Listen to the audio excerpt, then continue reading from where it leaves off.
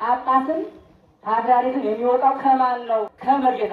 መርጌታ ደግሞ እየለያችሁ እነዚህ ያሉ ንጹሐን መርጌቶች አሉ፣ ምርጥ ሊቃውንት አሉ፣ ምርጥ ምሁራን አሉ። ግን ደግሞ ይሄን መርጌታ የሚለውን ስም ተመርኩዘው ደግሞ በከተማ ውስጥ የሚጠነቁሉ ህዝብን የሚያሳድዱ እዚች ቤተክርስቲያን መሰረት የሆነውን ለዚች ቤተክርስቲያን ብቻ አይደለም ለኢትዮጵያ ለሀገራችን መሰረት የሆነው ይሄ የሃይማኖት ትምህርት በጣም እየተዳከመ ይገኛል።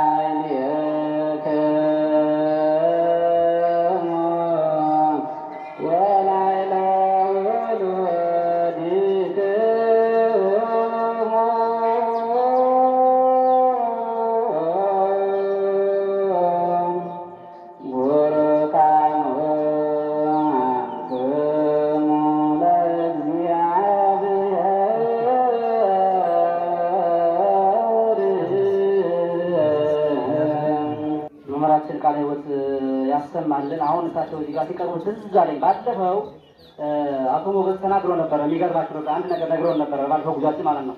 ደብራችን የአብነት መምህር አለው፣ በፊትም ነበሩ፣ ግን እየበረከቱ አይደለም፣ ወደ ከተማ እየፈለሱ እየሄዱ ነው ብለው ነበር። አሁን እዚህ ያለ የሚገርማችሁ ነገር ምንድን ነው? ምክንያቱ ደግሞ ስንላቸው እዚህ ቦታ እንደምታዩት ገጠር ነው፣ ደሞዝ የላቸውም፣ በጣም ትንሽ ናት። ያቺ ደግሞ ለአመት አይደለም ለወር የማበቃ ደሞዝ ስለሆነች ያለቻቸው እባካችሁ እናንተ የምትችሉ ከሆነ በየትኛውም አጋጣሚ መምህራችን ወደ ከተማ እንዳይሄዱብን ትተው እንዳይሄዱ እባካችሁ የምትችሉትን ሁሉ አድርጉ ብለው ነበር።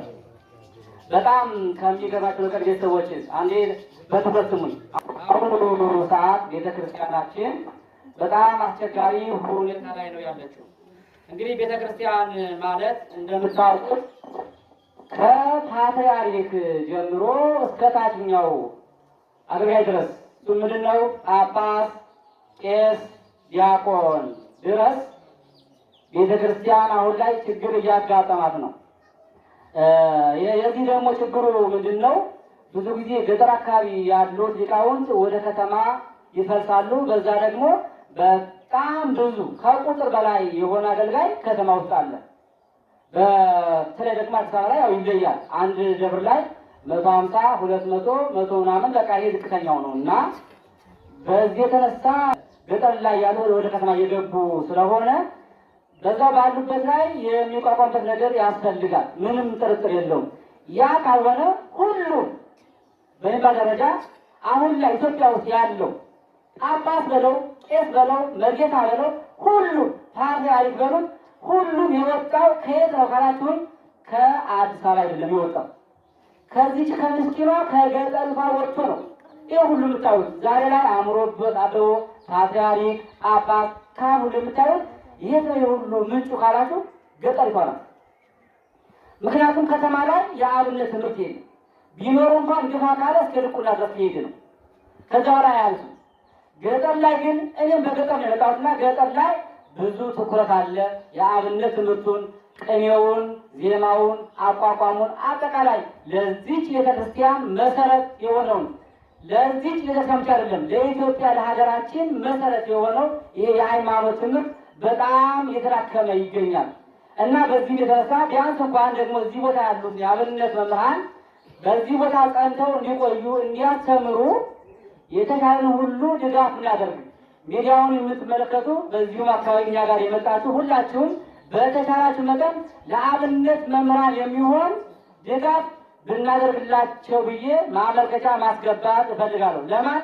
ለእናንተና ይሄን ለሚመለከት የዓለም ሕዝብ ሁሉ እና አባቶቻችን እነሱ ከሌሉ ክህነት የለም።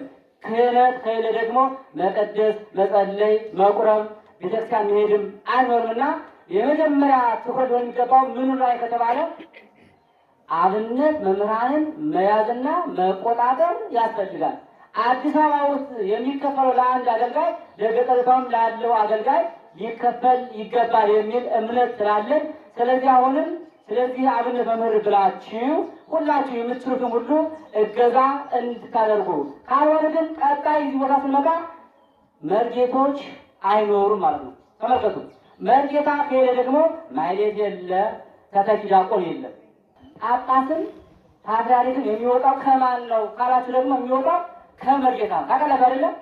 ግን መርጌታን ደግሞ እየለያችሁ እነዚህ ያሉ ንጹሐን መርጌቶች አሉ፣ ምርጥ ሊቃውንት አሉ፣ ምርጥ ምሁራን አሉ። ግን ደግሞ ይሄን መርጌታ የሚለውን ስም ተመርኩዘው ደግሞ በከተማ ውስጥ የሚጠነቁሉ ህዝብን የሚያሳድዱ ለምሳሌ እናንተ እንኳን ልጆች ተቀመጣችሁ ተወሰነ አሻራው አጋጥሟችሁ ሊሆን ይችላል። ቅድም አንዷ ነግራኛለች። መርጌታ ነኝ ብሎ ወደ 200 ምናምን ሺህ ብር ሸወደኝ፣ አጨረበረኝ፣ እጸልይልሻለሁ የሆነ ነገር አረግልሻለሁ ብሎ ከተቀበለኝ በኋላ ነው የምትለው ብሬን በላብኝ፣ ይዞ ጠፋ። ነገር ግን መጀመሪያ ተውቃችን መርጌታ ነኝ ብሎ ነበር አለች ነታችን። ሌሎቻችሁም ተናገሩ ትባሉ። ስለዚህ ጉዳይ ብዙ ልትናገሩ ትችላላችሁ። ግን እናንተ አሁን መራመድ ያለባችሁ መሄድን ያለባችሁ ትክክለኛው መርጌታ የትኛው ነው? አሁን ትልቁ ነገር ትክክለኛ አገልጋይ የትኛው ነው? ቤተክርስቲያን ጋችሁ እዛ ውስጥ የሚያገለግሉ አገልጋዮች አሉ። ህዝብ የሚያውቃቸው፣ ቤተክርስቲያን የምታውቃቸው፣ ቤተክርስቲያን በህጋዊ መንገድ ያስቀመጠቻቸው እንደነሱ ያሉ መርጌቶች አሉ። ግን ደግሞ ይህን ስም ለማጉደፍ ይህን ስም ለማጥፋት ሲባል ብዙ ሰዎች መርጌታ ነን እያሉ ባለፈው ማህበር ታገሩ አይደለም በጣም የሚያቀርቡ የሚሸጉዱ ሰዎች አሉ። ይሄንን እየለያችሁ ለትክክለኞቹ መርጌቶች ትክክለኛውን አክብሮት ትክክለኛውን አትኩሮት ልትሰጡ ይገባል። ከአብነት ፍርድ ቦታ ያለው ለእሳቸው ደመወዝ የሚሆን እያጠረንና እባካችሁ በምችሉት ሁሉ አግዙልን ብለዋል ባለፈው። ስለዚህ ዛሬም ድጋሚ መናገሬ ነው። ይህንን መልዕክት ለማስተላለፍ ያክል ነው።